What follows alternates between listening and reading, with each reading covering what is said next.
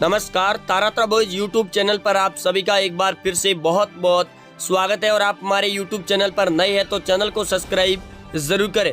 UP विधानसभा चुनाव 2022 को लेकर आज सबसे बड़ा और फाइनल ओपिनियन पोल जारी कर दिया है फलोदी सट्टा बाजार, एबीपी न्यूज और सी वोटर के द्वारा।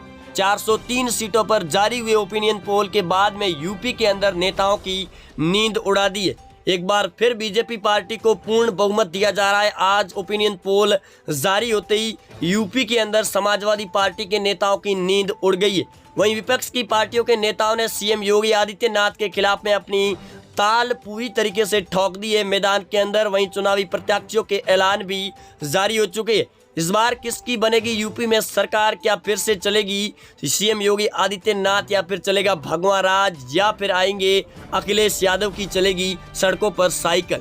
वहीं कांग्रेस का पहले से ही सुपड़ा साफ हो चुका है उत्तर प्रदेश के अंदर, और भीम आर्मी चंद्रशेखर का भी पहले से ही किसानों ने बाइकआउट कर लिया है। वहीं इस बार किसान मुद्दा भी यूपी के अंदर बड़ी जोरों शोरों पर बढ़ा हुआ है। लेकिन आज जो ओपिनियन पोल जारी हुआ है उसके अंदर बीजेपी पार्टी को पूर्ण बहुमत की सीटें दी जा रही है। चलिए आपको बता दें आज के ओपिनियन पोल जो 4 बड़ी न्यूज एजेंसियों ने जारी किया उसके मुताबिक यूपी की 403 सीटों के बारे में। सबसे पहले यूपी विधानसभा की बात करें, अगर वाराणसी की 8 सीटें हैं जिसमें 8 की 8 बीजेपी पार्टी को दी गई है।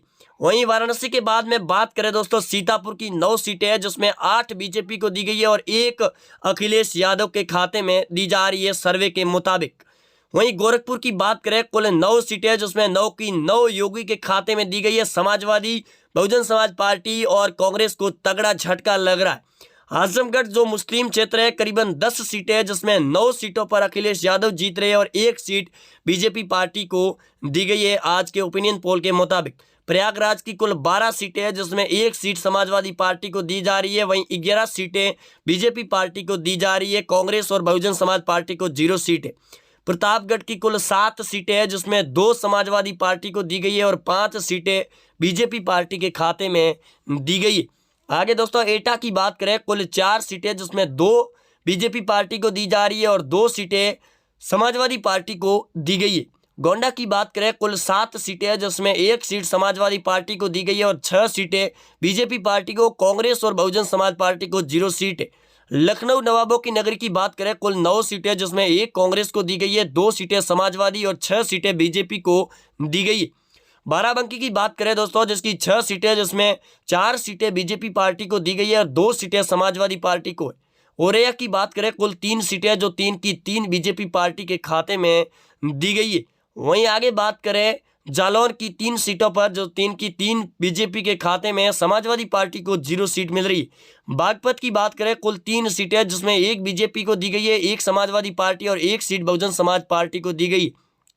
कानपुर नगर की कुल 10 सीटें जिसमें 1 बहुजन समाज पार्टी और 1 समाजवादी पार्टी, 8 सीटें बीजेपी पार्टी को दी गई।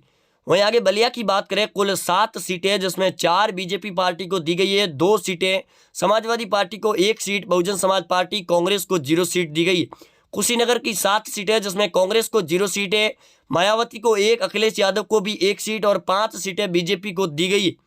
रायबरेली की बात करें, कुल 6 सीटें जिसमें 3 बीजेपी को दी गई है, 1 समाजवादी पार्टी, 1 बहुजन समाज पार्टी को। जौनपुर की 9 सीटें जिसमें 5 बीजेपी, 3 अखिलेश यादव और 1 सीट मायावती के खाते में दी गई। बिजनौर की बात करें, कुल 8 सीटें जिसमें 5 बीजेपी, 1 समाजवादी पार्टी, 1 बहुजन समाज और 1 सीट कांग्रेस को दी जा रही। सहारनपुर की बात करें, कुल 7 सीटें जिसमें 4 बीजेपी, 3 सीटें समाजवादी पार्टी को दी गई है आज के ओपिनियन पोल सर्वे के मुताबिक। सुल्तानपुर की 5 सीटें जिसमें 3 अखिलेश यादव को, 2 सीटें समाजवादी पार्टी को दी गई है। गाजीपुर की बात करें, कुल 7 सीटें जिसमें 4 बीजेपी को दी गई है, 2 सीटें समाजवादी पार्टी, 1 सीट कांग्रेस को दी गई। फतेहपुर की बात करें, कुल 6 सीटें जिसमें 2 बीजेपी, 2 समाजवादी पार्टी, 1 बहुजन समाज और 1 सीट कांग्रेस को दी गई है। मुरादाबाद की बात करें, कुल 6 सीटें जिसमें 2 बीजेपी, 2 समाजवादी पार्टी, 1 बहुजन समाज और 1 सीट कांग्रेस को दी जा रही है। बहराइच की बात करें, कुल 7 सीटें जिसमें 5 बीजेपी, 1 समाजवादी पार्टी और 1 सीट कांग्रेस को दी जा रही है। वहीं आगे बात करते हैं बरेली की 9 सीटों पर जिसमें 4 बीजेपी, 2 अखिलेश यादव, 2 सीटें मायावती, 1 सीट कांग्रेस पार्टी को दी गई है। वहीं आगे चंबल की बात करें कुल 4 सीटें जिसमें एक योगी को और 3 सीटें समाजवादी पार्टी को, मायावती को 0 सीट मिल रही है। अयोध्या की बात करें कुल 5 सीटें जो 5 की 5 बीजेपी पार्टी को दी गई है, बाकी पार्टियों का सुपड़ा साफ नजर आ रहा है। हरदोई की बात करें कुल 8 सीटें जिसमें 5 सीटें बीजेपी को, 2 सीटें समाजवादी पार्टी को, 1 सीट मायावती के खाते में दी गई है। उन्नाव की बात करें कुल 2 सीटें जो 2 की 2 बीजेपी के खाते में दी गई। लखीमपुर की बात करें यूपी के अंदर 8 सीटें जिसमें 5 बीजेपी को, 2 सीटें समाजवादी पार्टी और 1 सीट कांग्रेस पार्टी के खाते में दी गई है। और लखीमपुर इस बार काफ़ी ज़्यादा चर्चा में भी रहा था 2021 के अंदर। मेरठ की बात करें कुल 7 सीटें जिसमें 5 BJP, 1 Samajwadi party, 1 seat Mayawati के खाते में, कांग्रेस को 0 सीट मिल रही है। आगे बात करते हैं अंबेडकर नगर की 5 सीटें हैं जिसमें 3 बीजेपी, 2 सीटें समाजवादी पार्टी को दी गई है, मायावती और कांग्रेस को 0 सीट मिल रही है।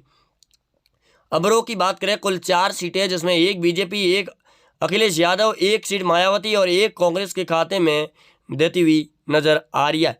गाजियाबाद की बात करें कुल 5 सीटें जिसमें 3 बीजेपी, अखिलेश यादव को गाजियाबाद से 0 सीट है, मायावती और कांग्रेस को 1-1 सीट मिल रही है। बदायूं की बात करें कुल 6 सीटें जिसमें 2 सीटें बीजेपी, 2 सीटें सपा पार्टी, 1 सीट बीएसपी और 1 सीट कांग्रेस के खाते में दी गई।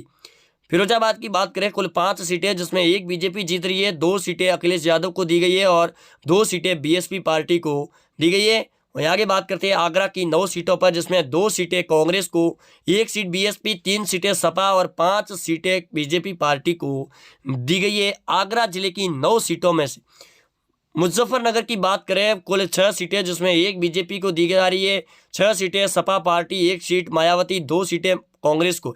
शाहजहांपुर की बात करें कुल 6 सीटों में 2 सीटें बीजेपी, 3 सीटों पर सपा पार्टी, 1 सीट पर बीएसपी, कांग्रेस पार्टी को शाहजहांपुर से भी 0 सीट मिल रही।